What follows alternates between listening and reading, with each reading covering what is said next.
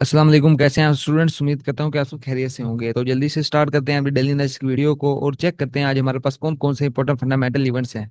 उसके बाद हम चार्ट पर टेक्निकल एनालिसिस करेंगे और ट्रेड के लिए बेस्ट अपॉर्चुनिटीज को फाइंड करेंगे। जी, ये सबसे पहले मेरे पास फॉरेक्स फैक्ट्री की वेबसाइट ओपन हो गई है। इसमें हम आज के कुछ इंपॉर्टेंट फंडामेंटल इवेंट्स के हवाले से डिस्कस कर लेते हैं। अगर आज के हवाले से डिस्कस करें, आज वेडनेसडे को हमारे पास कोई भी इंपॉर्टेंट फंडामेंटल इवेंट नहीं है। ना ही कोई हमारे पास यूएसडी की मीडियम इम्पैक्ट डाटा रिलीज है, ना ही कोई हाई इंपैक्ट डाटा रिलीज है। तो हम डायरेक्ट चार्ट पर चलते हैं और चार्ट पर जाकर टेक्निकल एनालिसिस करते हैं और ट्रेड के लिए बेस्ट अपॉर्चुनिटीज को फाइंड करते हैं। ये मेरे पास सबसे पहले डीएक्सवाई का चार्ट ओपन हो गया। डीएक्सवाई में अगर हम चेक करें तो मैंने डी1 का टाइम फ्रेम ओपन कर लिया है। ये टाइम फ्रेम में आज अगर हम candle by candle bias check करें तो हमारा बयास बेरिश है। कल की जो कैंडल क्लोज हुई है उसने अपनी पिछली प्रीवियस कैंडल का हाई स्वीप किया और इनवर्स क्लोजिंग देकर कैंडल क्लोज हुई है। उससे पिछली कैंडल को चेक करें तो वो हमारे पास एक बेरिश कैंडल थी, स्ट्रॉन्ग बेरिश कैंडल थी, जो कि हमें इंडिकेट कर रही है कि हमारा जो ओवरऑल बयास है DXY का डेली टाइम फ्रेम के मुताबिक वो बेरिश है। अगर H4 के टाइम फ्रेम में आ जाए तो H4 के टाइम फ्रेम के अंदर हमारे पास एक ये लिक्विडिटी पॉइंट पड़ा है 98.558 के पॉइंट पे।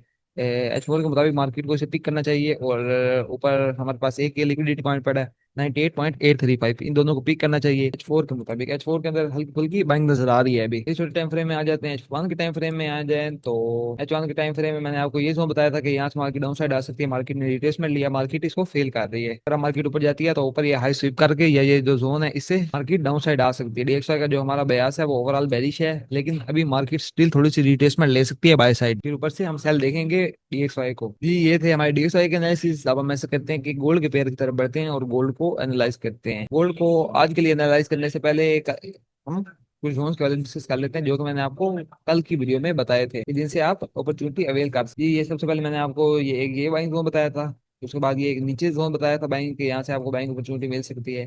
और उसके बाद यहाँ पे इस लेवल पे मैंने आपको बताया था कि अगर मार्केट यहाँ पे ये वाला हाई अपना जो माइनर हाई है ना इनसाइड बार वाला, इसको आप साइड पे ब्रेक करे और रिट्रेसमेंट पर आप बाय कर सकते हैं। लेकिन मार्केट ने इस हाई को ब्रेक नहीं किया, लेकिन फिर भी मार्केट ने इस लो को M15 में स्वीप करके यहीं से ही अपसाइड गई है। मार्केट ने हमारी कंडीशंस फुलफिल नहीं की, यहाँ पे हमारी एंट्री नहीं बनती थी, लेकिन मार्केट गई उसी लेवल से बाय साइड है।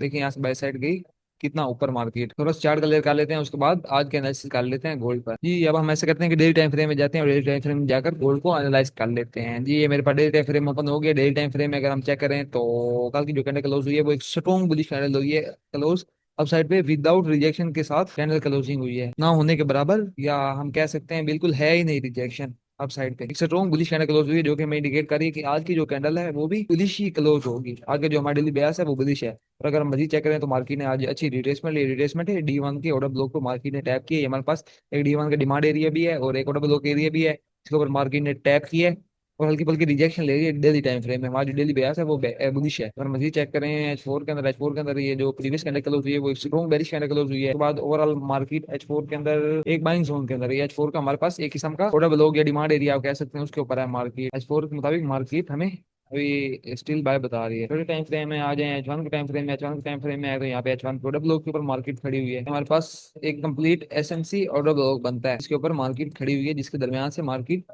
उठ रही है अभी। उसके बाद अगर हम M45 में चेक करें तो M45 के मुताबिक भी है ये हमारे पास एक किस्म का ऑर्डर ब्लॉक लेवल है। तो मजीद छोटे टाइम फ्रेम में आ जाए M30 M15 के लेवल पे, M30 के लेवल पे भी ये एक बेहतरीन सा ऑर्डर ब्लॉक लेवल है, जहाँ से मार्केट अपसाइड जा रही है। हमारे पास एक ऑर्डर ब्लॉक लेवल था, यहाँ से मार्केट अभी अपसाइड जा रही है। इस जोन के अंदर मार्केट ने हमें बाई की कंफर्मेशन दी थी M1 के टाइम फ्रेम में। M1 के टाइम फ्रेम में इस जोन के ऊपर मार्केट ने हमें यहाँ पर कंफर्मेशन दी थी। यहाँ पे मार्केट ने अपना एनालिसिस किया था, स्ट्रक्चर जो था वो शिफ्ट किया था।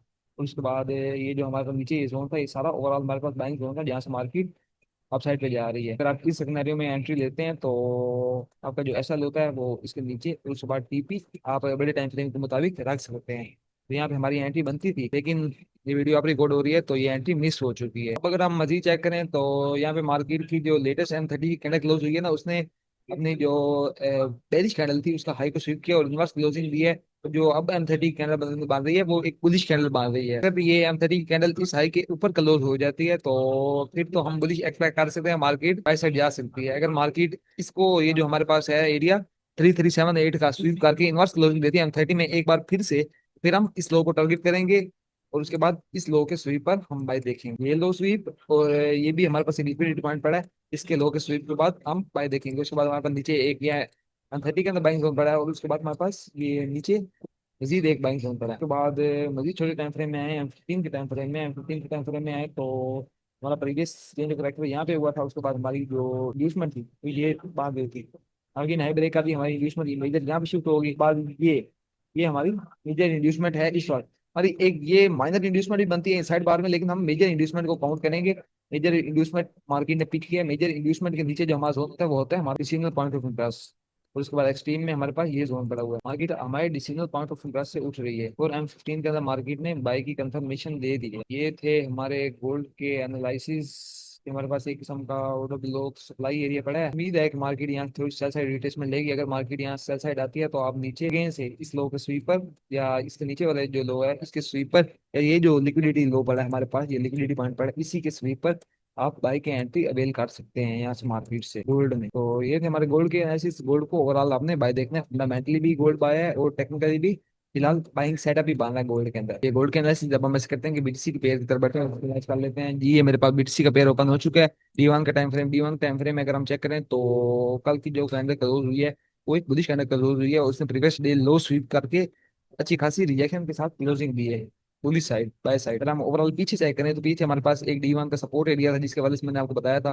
और मार्केट डेली ऑर्डर ब्लॉक पर थी, डेली टाइम फ्रेम का ये हमारे पास ऑर्डर ब्लॉक था, ये हमारे पास डेली टाइम फ्रेम का ऑर्डर ब्लॉक था जहाँ पे मार्केट खड़ी थी और जहाँ से मार्केट ने हमें बाइक कंफर्मेशन दी है। ये जो हमारे पास डी वन के अंदर कैंडल क्लोज हुई है बुलिश, ये हमें इंडिकेट कर रही है कि मार्केट अब आगे आने वाले दिनों में बाय जाएगी। यदि छोटे टाइम फ्रेम में जाए, फोर्थ टाइम फ्रेम के अंदर हमारे पास ये हाई पड़ा है। अगर मार्केट इस हाई को ब्रेक करेगी तो फिर हमारे पास H4 के अंदर बाइंग कंफर्म होगी। यदि छोटे टाइम फ्रेम में आ जाते हैं एच वन के अंदर चेक करें तो हमारे पास यहाँ पे H1 के अंदर एमएसएस हो गया है। H1 के अंदर हमारे पास बाइंग कंफर्म हो चुकी है। ये हमारे पास H1 के अंदर हाई था, मार्केट ने एक बार स्वीप किया, अगेन स्वीप करके और कैंडल क्लोजिंग दे दी और यहाँ पे हमारे पास इस जगह पर एमएसएस हो गया। तो मजीद चेक करें तो हमारे पास इस जगह पर ये ऑर्डर ब्लॉक पड़ा है। ये हमारे पास ओवरऑल एक बाइंग जोन पड़ा है फिक्स के अंदर। तो मार्केट यहाँ पे आती है तो यहाँ से आप एक बाइंग अपॉर्चुनिटी अवेल कर सकते हैं जबरदस्त। अगर मजीद चेक करें तो मैंने यहाँ पे H1 H2 का आपको सेलिंग जोन बताया था जिससे मार्केट ड्रॉप हो रही है। मार्केट ने एक मरतबा 130-140 पिप्स का ड्रॉप दे दी है, अब मार्केट अगेन से ड्रॉप हो रही है इस लेवल से। यहाँ पे मार्केट ने H4 के लेवल यहाँ पे M15 का मैसेज दिया, उसके बाद इस ऑर्डर ब्लॉक से मार्केट अगेन से ड्रॉप हो रही है। ये हमारे पास एमएसएस हुआ जगह पे इस लेवल से मार्केट अगेन ड्रॉप हो रही है। वो सो मार्केट यहाँ पे आ जाएगी इस एरिया के स्वीप पर या इस लो के स्वीप पर। आप यहाँ से बिटसी में बाइंग अपॉर्चुनिटी देखेंगे और ये अपॉर्चुनिटी लॉन्ग टर्म में भी हो सकती है, लॉन्ग टर्म मूव आपको दे सकती है। तो होल्ड आ गया हमारे सप्लाई जोन पे, देखते हैं मार्केट इस सप्लाई जोन पर क्या रिएक्शन देती है। उम्मीद करता हूँ कि आप सब लोगों को ये वीडियो पसंद आई होगी। मिलते हैं जल्दी इंशाल्लाह एक नई वीडियो के साथ। अल्लाह हाफिज।